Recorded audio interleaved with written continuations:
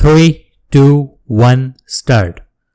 This week marks 1 year since COVID 19 was declared a pandemic.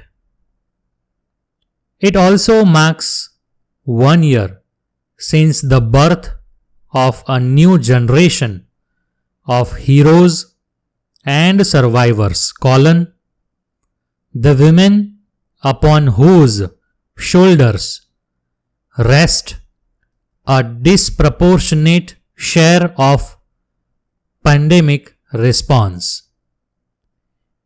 Even as we celebrate International Women's Day this week, the gender inequities and inequalities that existed long before the novel coronavirus are intensifying.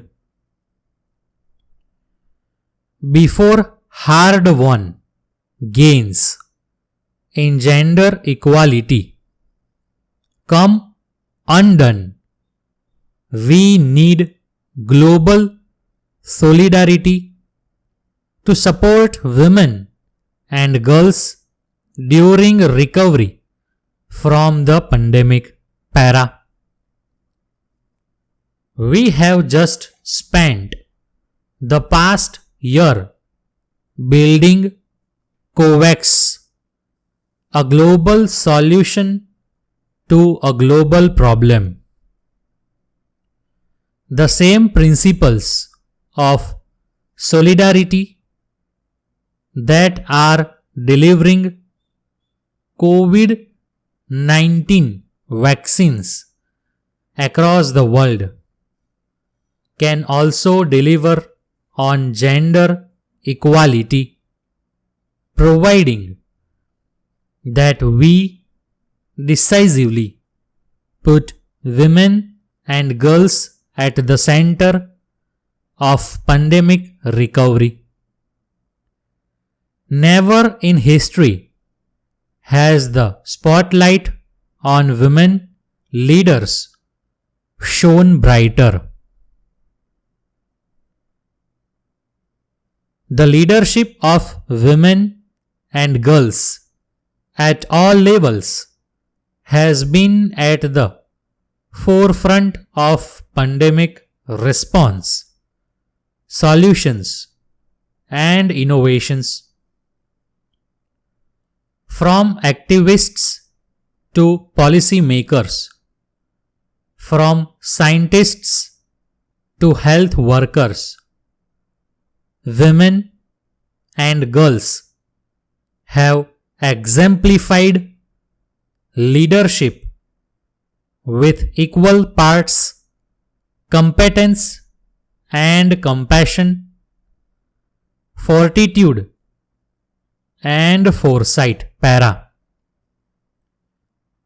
Women-led governments and ministries from all corners of the globe, from Iceland to India's Kerala state, were more successful in protecting their populations from COVID-19 through proactive and coordinated policy responses, listening and science, as well as relational leadership. In showing empathy, putting a human face on economic problems, relating to the pain and grief of families, and communicating messages in a way that promoted people's agency, women established a new brand of leadership para. At the same time, there were countless women coronavirus warriors who risked their own lives to protect others. As health systems were overwhelmed with increasing numbers of COVID-19 patients, women nurses, who constitute the most critical line of defense, worked day and night to save lives. In every part of the developing world, women frontline health workers fanned out to prepare communities for lockdown restrictions and raise awareness of COVID-19 prevention measures, resulting in unparalleled public health gains. Para. It is a travesty that the COVID-19 pandemic has also put women and girls under siege. Women and girls are fighting for their lives as a shadow pandemic of violence threatens their safety.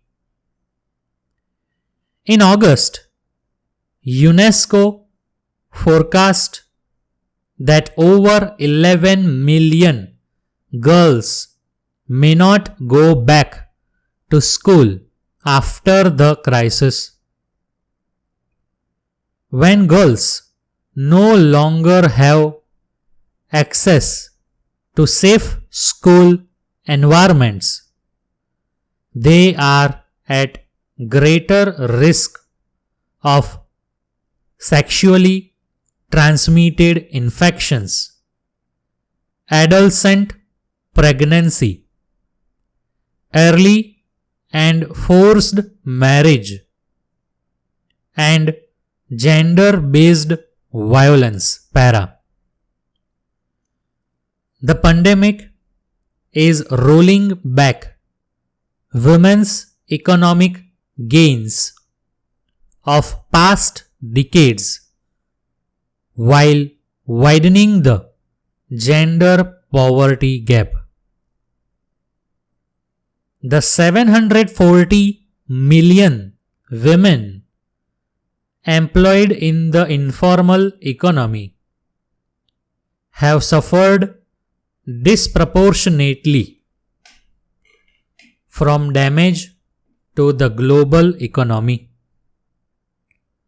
Meanwhile, 510 million women work in industries hit hardest by COVID-19.